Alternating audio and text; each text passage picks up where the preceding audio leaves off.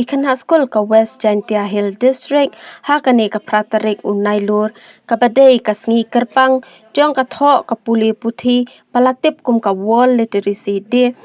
Kaba ka thong jong ka UNESCO banbu ya ka ne ka sngi ka long ban werlang ya ki paidbah nongshnong badon hakari ka pyrthei bakin shim ka jingkikhlieh lang ka ban kyntiew ya ka pule puthi barat diengkhong ya ka jingsahdum sahbiej haman ki shnong ki thaw kumtaru ki skul ha West Jaiñtia Hills District da ka jingkikhlieh ya ka ne ka sngi kila shim ban pelong ya ka program bapher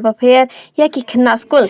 ki balong shi benta ban pen Kynmaw ya ka jinglong kyrpang jong ka ne ka sngi kumbala produk da ka UNESCO nadu usnam shi hajar khandai spa andre pun riu ki jait program ki bala pelong ha ka ne ka sngi na ka benta ki Kynnaw haman ki skul ki long ka drawing ka painting ka poetry writing ka slogan writing bat ka recitation ki day ki baya day bat ka wall literacy.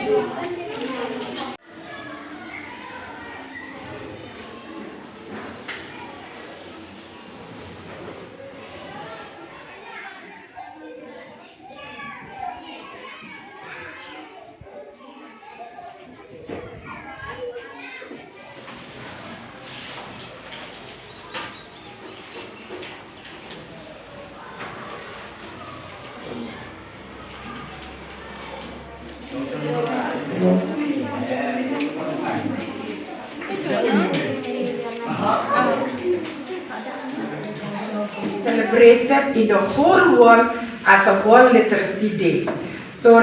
you will hear what is the meaning of this from another speaker.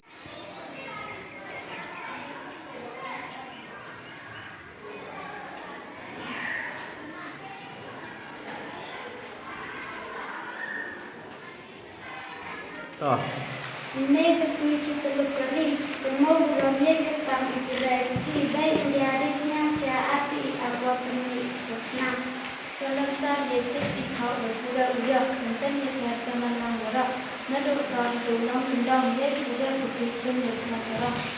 ale lok yak sok tilang timis sin siang kia kentai changrang yo poi thong itrang I anut kari to ikam ram wahatmat iyonga yokti. Since 2014, our country has been plagued by divisive forces. TMC is in Meghalaya with the mission to empower the people, uphold the ethnic cultures and traditions, celebrate the sacred land. To oust the proxy BJP government from Meghalaya, be the change, support TMC